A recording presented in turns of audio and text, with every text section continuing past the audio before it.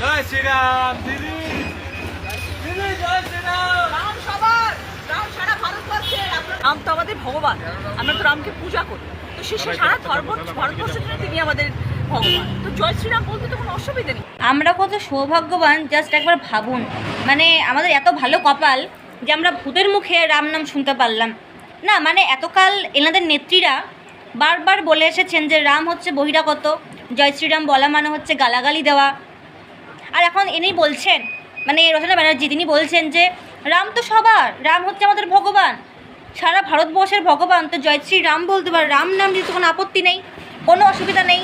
তো ভাই এতদিন ছিলেন কোথায়? আপনাদের তৃণমূল কংগ্রেসের আপনাদের নেত্রী মমতা বন্দ্যোপাধ্যায় অন্যান্য নক্ষত্ররা যখন বারবার ভগবান শ্রী রামচন্দ্রকে অপমান করে গেছে, যখন বারবার বলেছে যে রাম হচ্ছে মুসলমান, জয় শ্রী রাম বলা মানে হচ্ছে গালাগাল দেওয়া, রামচন্দ্র হচ্ছে বহিরাগত, বাংলার সঙ্গে রামচন্দ্রের কোনো সম্পর্ক নেই, তখন কোথায় ছিলেন আপনারা? এখন যখন দেখছেন, আচ্ছা এই ভিডিও হচ্ছে 4 তারিখের ভিডিও, ভোট গণনার সময় যখন দেখলেন যে ভোটের হাওয়া একদম ঘুরে গেছে, তখনই ইনি পাল্টি খেয়ে গেছেন। তখন ইনি বলছেন যে রামচন্দ্র তো সবার, রাম হচ্ছে সবার।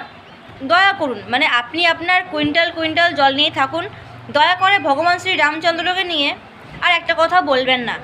এতদিন যখন রামচন্দ্র আপনাদের ছিল না, তখন এখন বিজেপি জেতার পরে ঘটা করে বলবেন না যে রামচন্দ্র আমাদের সবার।